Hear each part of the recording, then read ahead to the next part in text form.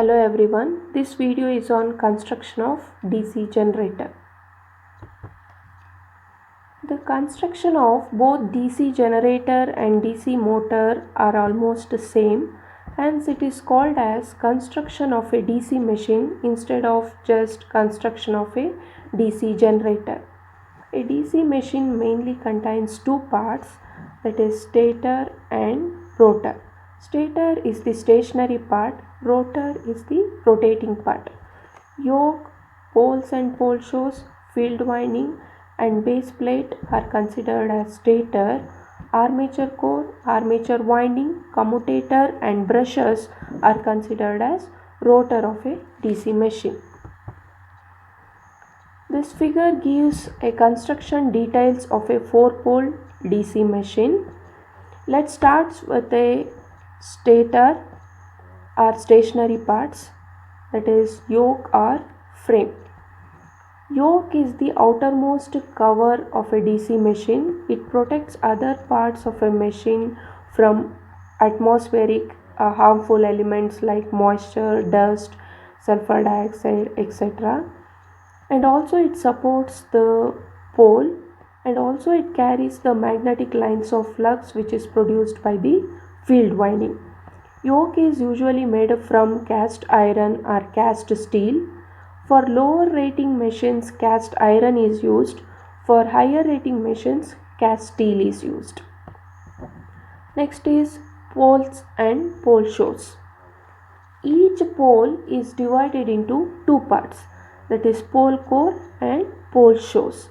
Pole is fixed to the yoke with the help of bolts or by the process of welding, and this pole cores carries the field winding which produces the magnetic lines of flux when they are energized.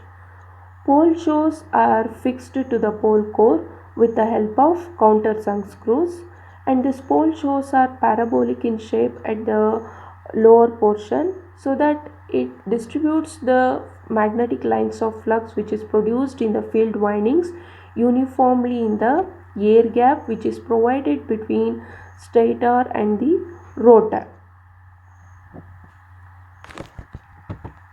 Next is field winding. Each pole is provided with field winding.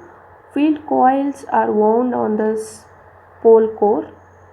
When a current is passed through these field windings, they are energized so that the poles behaves as an electromagnet and it produces magnetic lines of flux. That magnetic lines of flux comes across the stationary armature conductor and it cuts that flux, and an EMF is induced in all the armature conductor. As this field winding excites the pole as an electromagnet, so it is called as exciting winding. Next is base plate. Base plates are used to place the DC machines on a leveled horizontal floor. Next is rotating parts, that is armature, commutator and brushes. Each armature is divided into two parts, that is armature core and armature winding. Armature core is provided with uniform number of slots. These are the slots.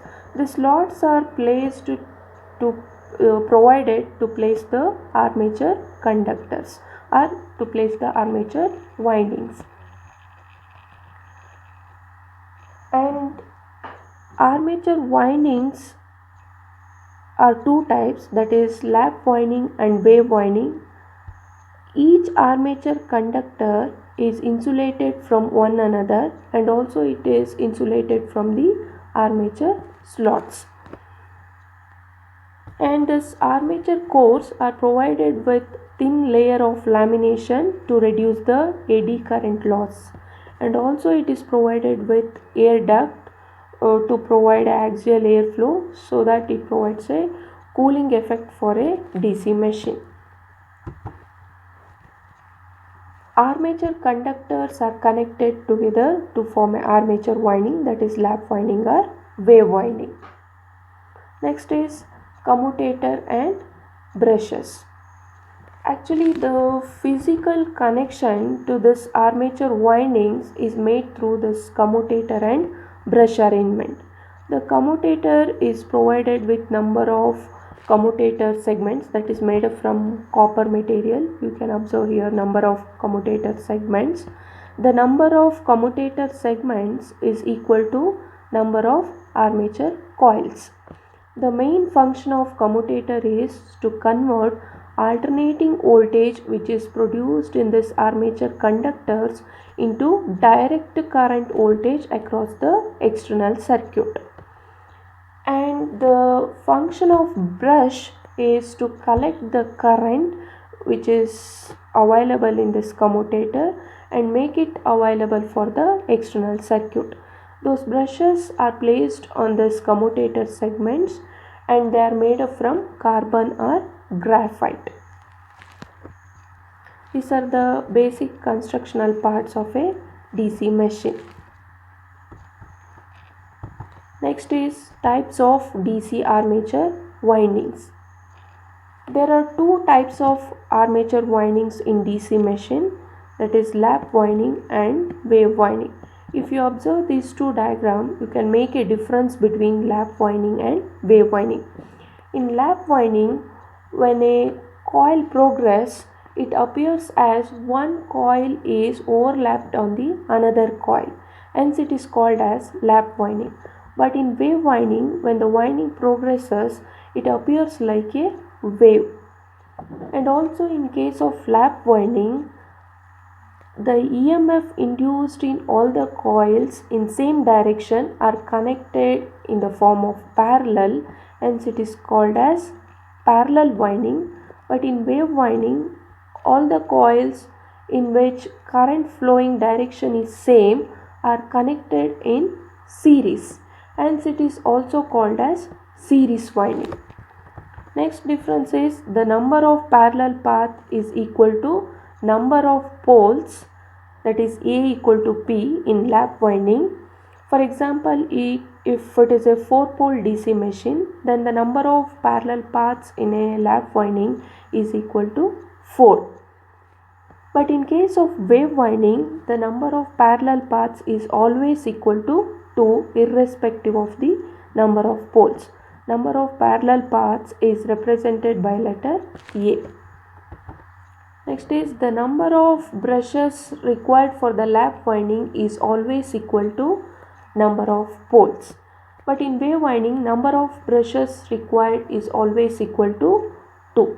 And here equalizer rings are used, here dummy coils are required for commutation. Next, lap winding is used for low voltage and high current applications. Wave windings are used for high voltage and low current applications. Thank you.